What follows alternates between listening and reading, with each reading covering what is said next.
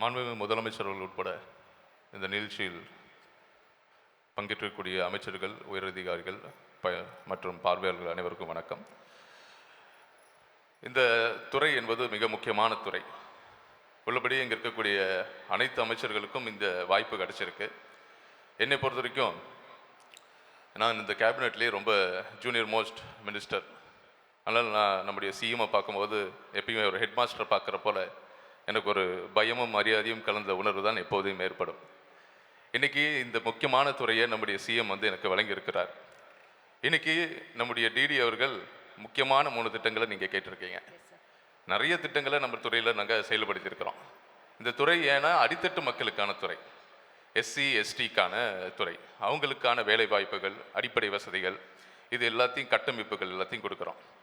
நான் நம்முடைய முதலமைச்சர் தலைமையிலான இந்த ஆட்சியில் வியந்த பல்வேறு விஷயங்களில் முக்கியமான விஷயங்கள் மட்டும் நான் சொல்லிடுறேன் சுருக்கமாகவே. நம்முடைய முதலமைச்சர் அவர்கள் நிறைய ஆலோசனை கூட்டங்கள் நடத்துவார். ஒவ்வொரு துறை சார்ந்த அமைச்சர்கள், அதிகாரிகளை கூப்பிட்டு ஆலோசனை கூட்டங்கள் நடத்துவார். அப்போது தான் இந்த துறை சார்ந்த முக்கியமான பணிகள் என்ன அப்படின்னு நம்ம கேட்பார். கலந்துரையாடல் நடக்கும். அதில் நம்முடைய முதலமைச்சர் அவர்கள் ஒரு நாள் ஆலோசனை கூட்டத்தில் இந்த மக்களுக்கான சமுதாய கூடங்கள் அப்படின்னு கம்யூனிட்டி ஹால்ஸ், அதாவது ஃபங்க்ஷன்ஸ் நடத்துவோம் இல்லையா, இப்போ நிறைய மண்டபங்கள் இருக்குது. இந்த மாதிரி பல்வேறு மண்டபங்கள் இருக்குது. கிட்டத்தட்ட ஒரு எல்லார் ஃபேமிலிலையும் நடக்கிற மாதிரி நம்முடைய பட்டியல மக்கள் வாழக்கூடிய பகுதிகள், அந்த மக்களுக்கு தேவையான நிறைய விஷயங்கள் இருந்தாலும் என்ன இருந்தாலும் செலிப்ரேஷன்ஸை நம்ம விட மாட்டோம். எல்லா வீட்லேயும் காது குத்து, கல்யாணம், திரட்டி, வளகாப்பு இருக்குது. ஆனால் இந்த பட்டியல மக்களுக்கு என்னென்னா, அந்த இருக்கக்கூடிய கல்யாண மண்டபத்தில் ஒரு வாடகை கொடுத்து அந்த ஃபங்க்ஷன்ஸை நடத்தக்கூடிய அளவுக்கு அவங்க ஒரு பொருளாதார மேம்பாடு இல்லை. ஒரு ஃபங்க்ஷன்ஸ் நடத்தணுன்னா குறைஞ்சபட்சம் ஒரு மண்டபத்தை வாடகைக்கு பிடிக்கணும்னா அட்லீஸ்ட் ஒரு 50,000 ஆச்சு ஆகும். அதுக்கப்புறம் கிளீனிங் சார்ஜஸ், இது மட்டும் இல்லாமல் குக்கிங், ஃபுட்டு, இது எல்லாமே இழுத்துரும் இல்லையா. ஒரு 1 லட்ச ரூபா ஆயிரும். இதை நம்முடைய முதலமைச்சர் அவர்கள் கேட்டார். ஏன்னா இது ஏற்கனவே இந்த கம்யூனிட்டி ஹால்ஸுங்கிற திட்டங்கள் இருந்தால் கூட இது எந்த அளவுக்கு போயிட்டுருக்கு அப்படின்னு கேட்கும்போது நாங்கள் சொன்ன இது மாதிரி ஒரு 30-40 லட்சம் மதிப்பீட்டில் நம்ம இந்த கம்யூனிட்டி ஹால்ஸை தமிழ்நாடு முழுக்க பட்டியலின மக்கள் வாழ்கிற பகுதியில் கட்டினா யூஸ்ஃபுல்லாக இருக்கும் அப்படின்னு, அது இந்த தேவைகள் முக்கியம் அப்படின்னு நானும் எடுத்துரைத்தேன். கடைசியில் பார்த்தீங்கன்னா எங்களுக்கே ஒரு மிகப்பெரிய ஒரு சர்ப்ரைஸ். நாங்கள் எதிர்பார்த்தது ஒரு 40-50 லட்சம் மதிப்பீட்டில் சமுதாய கூடங்கள். ஆனால் ஜியோ வந்துச்சு. நம்முடைய முதலமைச்சர் அவர்கள் கொடுத்த அந்த கம்யூனிட்டி ஹாலோட ப்ரைஸ் 1.3 crores. கிட்டத்தட்ட G+1 கிட்டத்தட்ட 1.3 crores மதிப்பீட்டில் மேரேஜ் ஹால்ஸை பட்டியலின மக்கள் வாழ்றக்கூடிய பகுதிகளில் கட்டித்தந்த தலைவர் நம்முடைய முதலமைச்சர் அவர்கள்.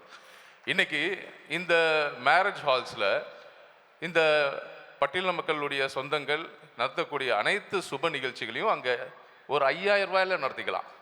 இன்றைக்கி எவ்வளோ செலவு மிச்சம்? கிட்டத்தட்ட 1 லட்ச ரூபா இன்றைக்கி அவங்க கட்ட தேவையில்லை. இது மட்டும் இல்லாமல் எங்கேயும் போய் இந்த தேதிக்காக அவங்க காத்திருக்க தேவையில்லை. அந்தந்த பகுதிகளிலேயே அந்த சமுதாய கூடங்கள் நம்முடைய முதலமைச்சர் அவர்கள் கட்டி தந்திருக்கிறார்.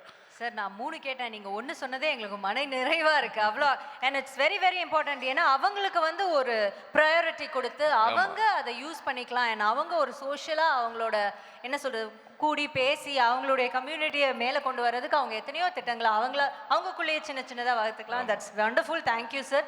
ரொம்ப இவ்வளோ நேரம் சொன்னது நீங்கள் ரொம்ப அழகாக எங்களுக்கு எக்ஸ்பிளைன் பண்ணீங்க. Thank you so much sir. ஒன்று சொல்லிடுறேன். இன்னும் ஒரே ஒரு திட்டம் முக்கியமானது அண்ணல் அம்பேத்கர் அயலக உயர்கல்வி திட்டம் அப்படிங்கிற ஒரு திட்டம். இது என்ன அப்படின்னா, நம்ம ஸ்டூடெண்ட்ஸ் பேச்சுலர்ஸ் இங்கே பண்ணுறாங்க, மாஸ்டர்ஸ் அப்ராட் பண்ணுறதுக்கு யூகே, ஆஸ்திரேலியா, இந்த மாதிரி மாஸ்டர்ஸ் அவங்க பண்ணுறதுக்கு செலவுகள் அதிகமாகும். ஸோ கடந்த ஆட்சியில் பார்த்திங்கன்னா இங்கே இருக்கக்கூடிய ஸ்டூடெண்ட்ஸ் கிட்டத்தட்ட ஒரு 3 பேர் தான் பயனடைஞ்சிருக்காங்க. அதுக்கு ஒதுக்கிய நிதி ரொம்ப சொற்பமாக இருந்துச்சு. நம்முடைய முதலமைச்சர் ஏன் இந்த திட்டத்தை அதிக பேர் இல்லை பயனடையலை, வேறே 2 பேர் தான் பயனடைஞ்சிருக்காங்க அப்படிங்கிற கேள்வியை கேட்டார். இதற்கு அந்த ஸ்க்ரூட்டினி ப்ராசஸ் டைட்டாக இருந்துச்சு. அந்த வருமான உச்ச வரம்பு வெறும் 3 லட்சமாக தான் இருக்குது. அந்த 3 லட்சத்துக்கு கீழே இருக்கவங்க தான் அந்த மாஸ்டர்ஸ் அப்ராடில் போய் படிக்க முடியும். இது மட்டும் இல்லாமல் கமிஷனரேட்டில் இந்த ஸ்க்ரூட்னி ப்ராசஸ், அதுக்கப்புறம் செக்ரட்டரியேட்டில் ஸ்க்ரூட்னி ப்ராசஸ், இதெல்லாம் டைட்டாக இருந்துச்சு. நிறைய பயனாளிகள் அதில் ஸ்டூடெண்ட்ஸ் பயன்பெற முடியாதுன்னு இருந்துச்சு. இந்த திட்டமே ஒரு வேஸ்ட்டாக இருந்துச்சு. ஆமாம், நம்ம முதலமைச்சர் அதுக்கு தனி கவனம் எடுத்து என்ன பண்ணார், அந்த ஸ்லாபை இன்க்ரீஸ் பண்ணார்.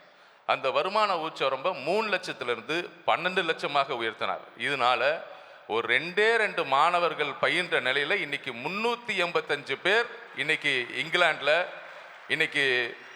இங்கிலாண்டில் இருக்கக்கூடிய university of Surrey, university of Leicester, அதில் வந்து ஏரோநாட்டிக்கல் சயின்ஸ் படிக்கிறாங்க, ஆர்டிஃபிஷியல் இன்டெலிஜென்ஸ் படிக்கிறாங்க, யூனிவர்சிட்டி ஆஃப் வெஸ்டர்ன் ஆஸ்திரேலியாவில் இன்னைக்கு படிக்கிறாங்க. எத்தனை பேர்? 385 மாணவர்கள் இன்னைக்கு உயர்கல்வி படிக்கிறாங்கன்னா இதுக்கெல்லாம் காரணம் நம்முடைய முதலமைச்சர்கள் கொண்டு வந்த இந்த சின்ன மாற்றம்.